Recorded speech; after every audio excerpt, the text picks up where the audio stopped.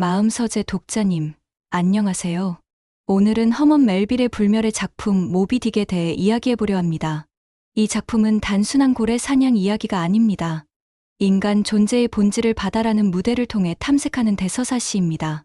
오랜 삶의 경험을 가진 독자님에게는 이 작품이 운명, 신념, 집착이라는 주제를 깊이 있게 성찰할 기회를 제공할 것입니다.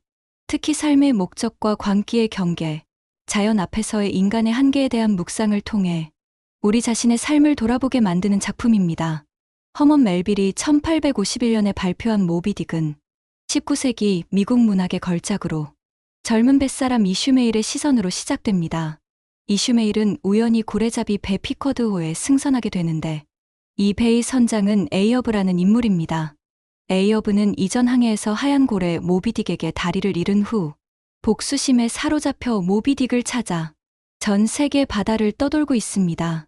선원들은 처음에는 그의 카리스마 넘치는 지도력에 따르지만 점차 그의 광적인 집착을 인식하게 됩니다. 이야기는 단순히 고래 사냥의 모험담이 아닙니다. 멜빌은 고래잡이선이라는 제한된 공간 안에서 인간 정신의 깊이와 복잡성을 탐구합니다. 피커드호의 선원들은 각기 다른 배경과 성격을 가진 인물들로 이들을 통해 인간 사회의 다양한 면모를 보여줍니다. 특히 퀴퀘그라는 남태평양 출신의 작살꾼과 이슈메일의 우정은 서로 다른 문화 간의 진정한 이해와 소통을 상징합니다. 에이어브 선장은 이 작품의 핵심 인물로 그의 캐릭터는 복합적이고 모순적입니다. 그는 뛰어난 지도력과 선원들을 이끄는 강력한 카리스마를 가지고 있지만 동시에 모비딕에 대한 복수심에 완전히 사로잡혀 있습니다. 에이어브의 집착은 단순한 개인적 원한을 넘어서 인간이 자연과 운명에 대해 가지는 도전의식의 극단적 표현으로 해석할 수 있습니다. 그는 모비딕을 단순한 고래가 아닌 자신을 괴롭히는 운명, 그 자체로 인식하고 있습니다. 마음서재 독자님께서 주목해야 할 부분은 에이어브의 이러한 집착이 어떻게 점차 광기로 변해가는지입니다. 처음에는 정당한 복수심으로 시작된 그의 의지가 시간이 흐르면서 선원들의 안전과 생명을 위협하는 위험한 강박으로 변질됩니다. 이는 우리 인생에서도 마찬가지입니다. 처음에는 정당하고 의미 있어 보이던 목표가 때로는 우리를 파멸로 이끄는 집착이 될 수 있다는 것을 보여줍니다. 이슈메일은 이 모든 이야기의 관찰자이자 서술자입니다. 그는 피커드호의 선원이면서도 동시에 객관적인 거리를 유지하며 사건들을 바라봅니다. 이슈메일의 시선은 독자의 시선과 닮아 있습니다. 그는 에이어브의 광기에 완전히 휘말리지 않으면서도 그 상황을 이해하고 공감하려 노력합니다. 이는 인생의 후반부에 접어든 독자님에게 특별한 의미를 가집니다.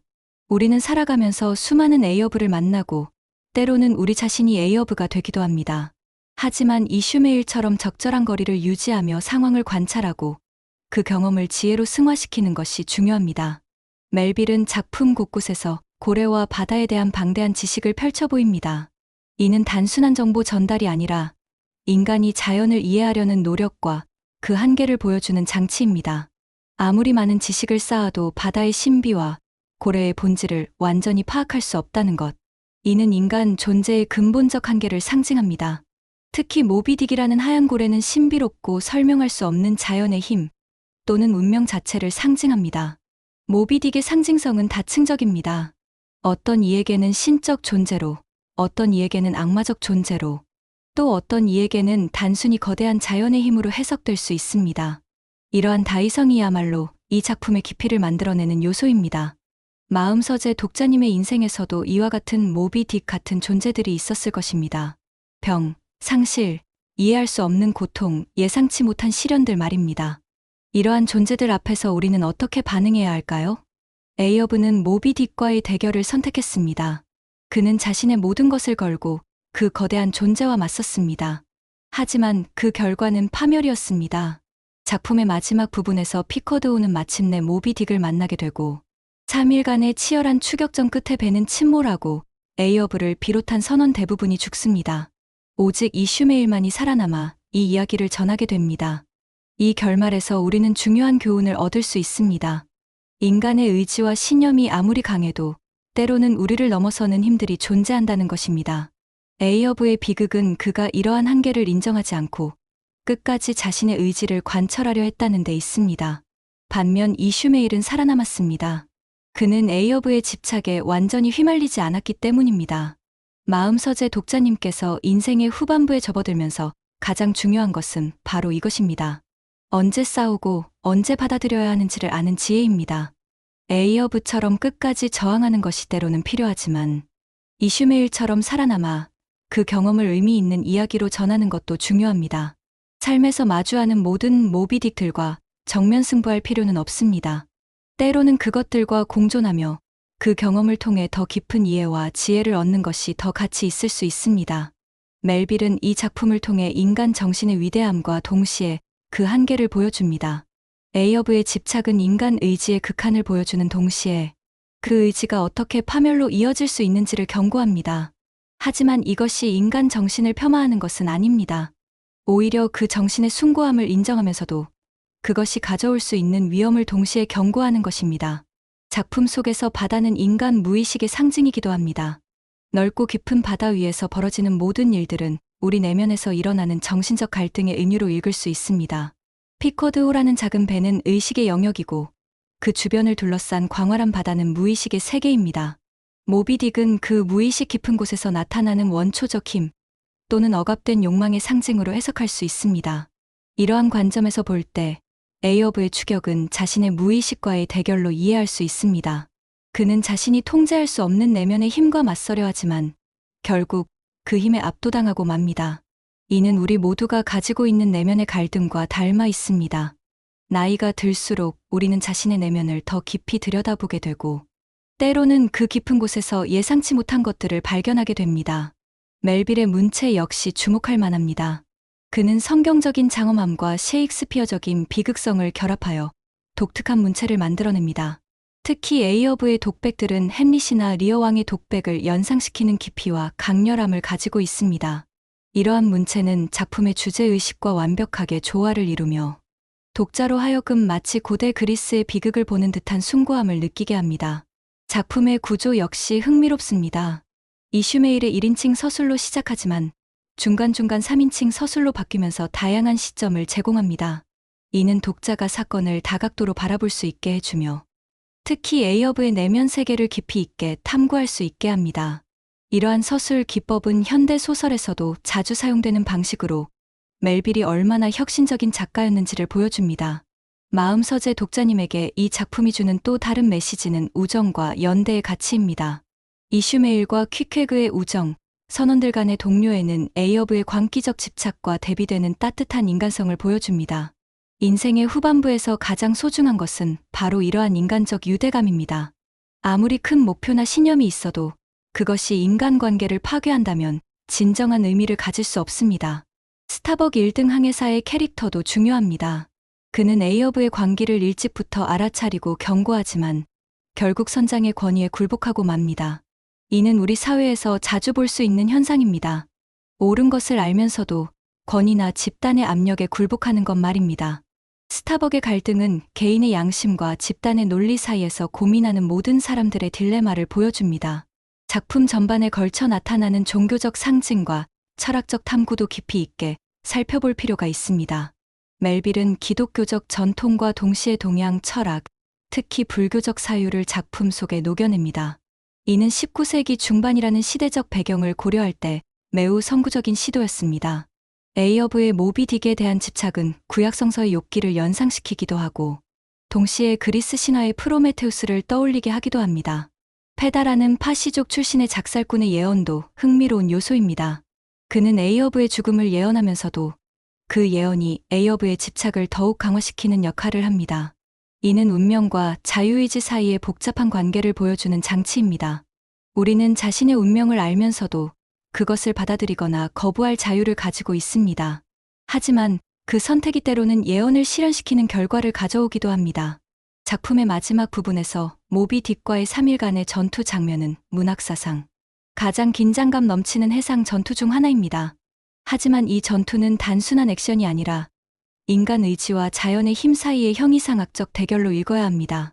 에이어브는 끝까지 굴복하지 않지만 결국 모비딕의 꼬리에 휘감겨 바다 속으로 사라집니다.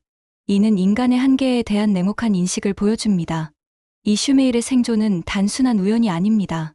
그는 에이어브의 광기에 완전히 동화되지 않았기 때문에 살아남을 수 있었습니다.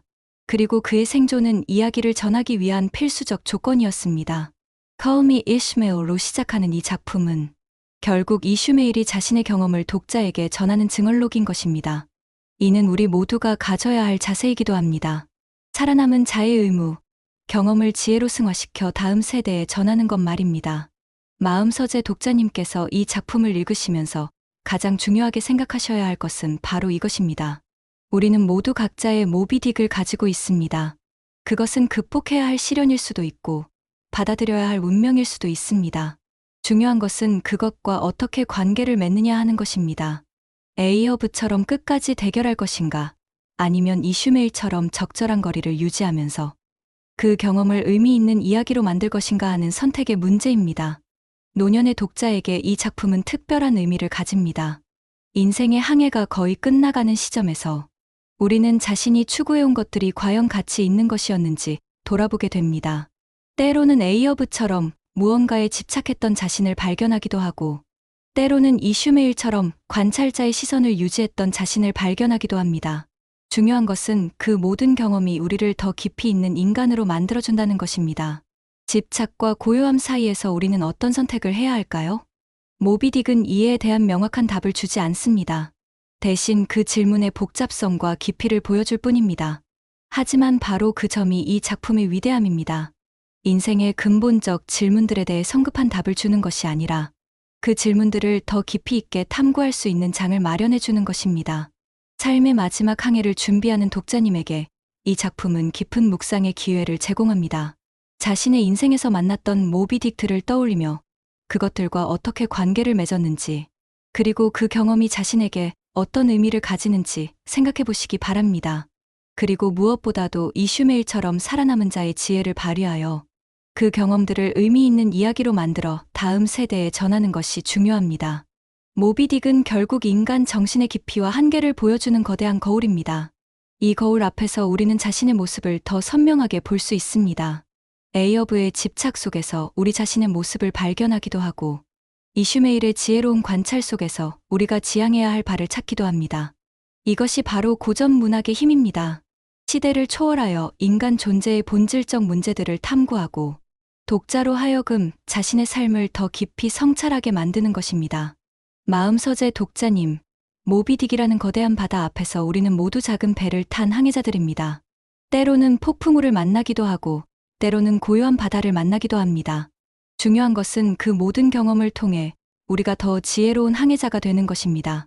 에이어브의 집착도, 이슈메일의 지혜도 모두 우리 안에 있습니다. 어떤 것을 선택하느냐는 우리의 몫입니다.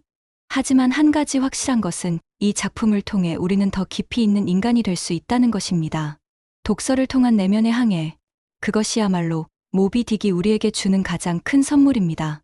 독자님에게 이 작품은 자신의 삶을 돌아보고 남겨진 이야기의 의미를 되새기는 소중한 기회가 될 것입니다. 오늘도 좋은 시간 되셨나요? 함께 읽고 싶은 작품이 있다면 댓글로 알려주세요. 좋아요와 구독은 마음서재의 글이 도움이 된다는 뜻입니다. 아무도 같이 듣지 않는다면 마음서재 이야기는 개인 소장으로 남겨야겠지요.